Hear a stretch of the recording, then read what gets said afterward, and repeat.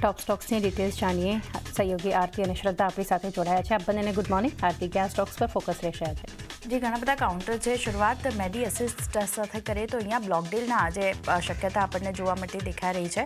જે સમાચાર મળી રહ્યા છે, પ્રમોટર એન્ટિટી જે બેસેમર ઇન્ડિયા દ્વારા બ્લોક ડીલ આપણને થતી જોવા મળી શકે છે અને બ્લોક ડીલ દ્વારા 4% સુધીનું વેચાણ અહીંયાથી થાય તેવી શક્યતા અત્યારે બનતી દેખાઈ રહી છે. ઓફર સાઇઝની વાત કરીએ 560 કરોડ રૂપિયાની રહેતી દેખાઈ રહી છે. સાથે જ ફ્લોર પ્રાઇસ 507 રૂપિયા પ્રતિ શેર નક્કી થતી જોવા મળી શકે છે અને કરંટ માર્કેટ પ્રાઇસથી 4% ડિસ્કાઉન્ટ પર આપણને આ બ્લોક ડીલ થતી જોવા મળી શકે છે. તો ખાસ એક ફોકસ રાખવાનું રહેશે મેડી અસિસ્ટ માટે. અહીંયા એક બ્લોક ડીલના સમાચાર આજે આપણને આવતા દેખાઈ શકે છે.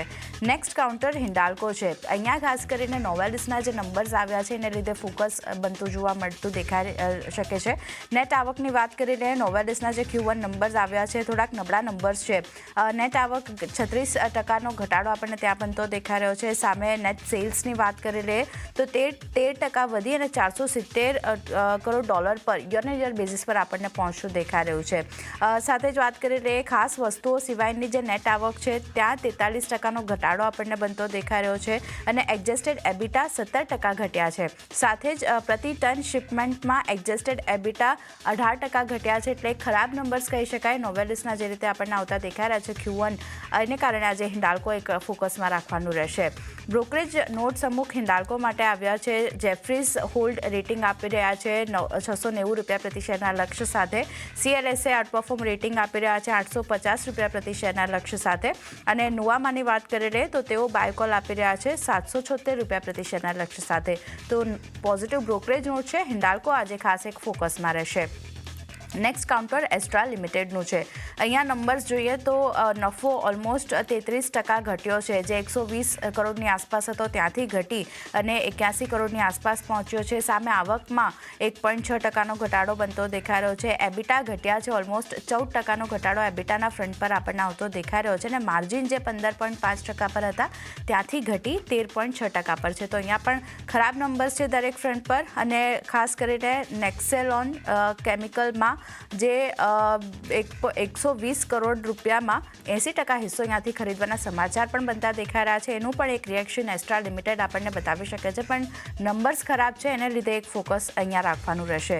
બ્રોકરેજ નોટ જોઈ લઈએ એસ્ટ્રાલ માટે. જેફરીઝ તરફથી હોલ્ડ રેટિંગ આપવામાં આવ્યું છે 1565 રૂપિયા પ્રતિ શેરના લક્ષ્ય સાથે. મોર્ગન સ્ટેન્લી જે છે તે ઇક્વલ વેટ રેટિંગ આપી રહ્યા છે 1489 રૂપિયા પ્રતિ શેરના લક્ષ્ય સાથે. અને CLSA હોલ્ડ રેટિંગ આપી રહ્યા છે 1515 રૂપિયા પ્રતિ શેરના લક્ષ્ય સાથે. તો અહીંયા એક ધ્યાન રાખવાનું રહેશે. નેક્સ્ટ કાઉન્ટર અશોકા બિલ્ડકોનનું છે. યર ઓન યર બેઝિસ પર નંબર્સ અહીંયા જોઈએ તો નફો વધ્યો છે 150 કરોડ હતો ત્યાંથી વધી 217 કરોડની આસપાસ પહોંચ્યો છે. સામે આવકમાં જુઓ ઘટાડો આપણને આવતો દેખાયો છે. એબિટા જે છે તે કોઈ ફેરફાર વગર 599 કરોડ પર સ્થિર રહેતા દેખાઈ રહ્યા છે. અને માર્જિનની વાત કરી લે તો 24.3%ની સામે સુધરી 31.7% પર માર્જિન આવ્યા છે. તો સારા નંબર્સ કહી શકાય અહીંયા અશોકા બિલ્ડકોન. માત્ર આવક ઘટી છે પણ બાકીના દરેક ફ્રન્ટ પર નંબર્સ સારા આવતા દેખાયા છે. ધ્યાન રાખવાનું રહેશે અહીંયા. અને છેલ્લે ટીટાગઢ રેલની વાત કરી લઈએ તો અહીંયા જુઓ નંબર્સ પ્રોફિટના ફ્રન્ટ પર જોઈએ તો થોડો ઘણો આપણને ઘટાડો આવતો દેખાયો છે. 71.3 કરોડની સામે નફો ઘટી અને 42.75% કરોડની આસપાસ પહોંચતો દેખાયો છે. સામે આવકમાં પણ એક ઘટાડો જોઈ રહ્યા છે. એબિટાના ફ્રન્ટ પર પણ નંબર્સ ખરાબ આવ્યા છે. 102 કરોડની સામે 72.55 કરોડની આસપાસ એબિટા પહોંચતા દેખાયા છે. અને માર્જિન જે 11.28% પર હતા ત્યાંથી ઘટી 11.08%ની આસપાસ માર્જિન છે. તો દરેક ફ્રન્ટ પર ખરાબ નંબર્સ એક નેગેટિવિટી સ્ટોક બતાવી શકે છે ટીટાગઢ રેલ.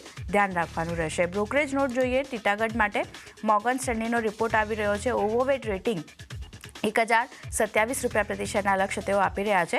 તો ખાસ એક ફોકસ રાખવાનું રહેશે. તો ઘણા બધા કાઉન્ટર છે. ખાસ કરીને મેડી અસિસ્ટમાં બ્લોક ડીલ થતી જોવા મળી શકે છે. હિન્ડાલ્કો નોવેલિસના જે નંબર આવ્યા છે એને લીધે ફોકસમાં રહેશે. પણ એ સિવાય પણ શ્રદ્ધા ઘણા બધા કાઉન્ટર છે જ્યાં આપણને રિએક્શન જોવા મળશે. ક્યાં ફોકસ? જી, સૌથી પહેલાં SJVNની વાત કરીએ. રિઝલ્ટ્સ આવતા જોવા મળ્યા છે. નેટ પ્રોફિટમાં 357 કરોડથી ઘટીને 228 કરોડ થતા જોવા મળ્યા છે. આવકમાં 870 કરોડથી વધીને 918 કરોડ.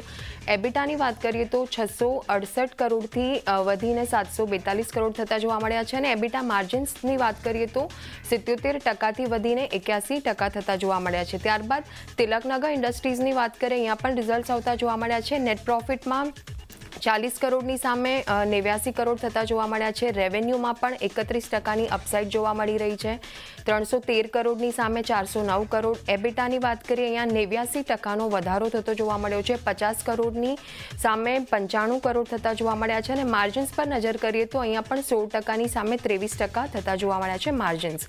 ત્યારબાદ પ્રાજ ઇન્ડસ્ટ્રીઝમાં પણ રિઝલ્ટ્સ આવ્યા છે. નેટ પ્રોફિટમાં ઘટાડો જોવા મળ્યો છે, લગભગ 94% જેટલો. 84 કરોડની સામે 5.3 કરોડ થતા જોવા મળ્યા છે. નેટ પ્રોફિટ રેવન્યુમાં પણ 8.5%નો ઘટાડો, 699 કરોડની સામે 640 કરોડ. એબિટા 66%નો ઘટાડો, 92 કરોડની સામે 31 કરોડ થતા જોવા મળ્યા છે અને માર્જિન્સની વાત કરીએ તો 13%ની સરખામણીએ 5% થતા જોવા મળ્યા છે. ત્યારબાદ KNR કન્સ્ટ્રક્શન્સ, ત્યાં પણ રિઝલ્ટ્સ આવતા જોવા મળ્યા છે. નેટ પ્રોફિટમાં 28.5%નો ઘટાડો છે, 173 કરોડની સામે 123 કરોડ. આવકમાં 38%નો ઘટાડો જોવા મળ્યો છે, 985 કરોડની સામે 613 કરોડ. એબિટામાં પણ 34%નો ઘટાડો છે, 279 કરોડની સામે 183 કરોડ થતા જોવા મળ્યા છે અને માર્જિન્સની વાત કરીએ તો 28%ની સામે 30% થતા જોવા મળ્યા છે. ક્રિષ્ના ડાયગ્નોસ્ટિકમાં પણ રિઝલ્ટ્સ આવ્યા છે. નેટ પ્રોફિટમાં 14.5%ની અપસાઇડ જોવા મળી રહી છે, 18 કરોડની સામે 20.5 કરોડ થતા જોવા મળ્યા છે. રેવન્યુમાં પણ 13%ની અપસાઇડ, 170 કરોડની સામે 193 કરોડ. એબિટામાં 21%ની વધારો જોવા મળી રહ્યો છે, 42 કરોડની સામે 51 કરોડ થતા જોવા મળ્યા છે અને માર્જિન્સની વાત કરીએ તો 24.8%ની સામે લગભગ 26.5% થતા જોવા મળ્યા છે માર્જિન્સ. ત્યારબાદ કોર્પોરેટ એક્શન્સ પર નજર કરીએ તો ઇન્ડિયન હોટલ્સ, ANK હોટલ્સમાં 51% હિસ્સો ખરીદશે. ત્યારબાદ અદાની એન્ટરપ્રાઇઝિસ, ઇન્દામેર ટેકનિક્સનો 100% હિસ્સો ખરીદશે અને પી ફાઇઝરે ભારતમાં અડલ્ટ વેક્સિન લોન્ચ કરી છે. તો આ બધા પર આજે ફોકસ રાખવાનું રહેશે. જી, ઘણી બધી કંપનીઓ આજે આપણે ફોકસમાં રાખવાની છે. આરતી અને શ્રદ્ધા બંનેનો આભાર અમારી સાથે જોડાઈ અને ટોપ સ્ટોક શેર કર્યા. તો એ સાથે જ હવે એક બ્રેક લઈએ.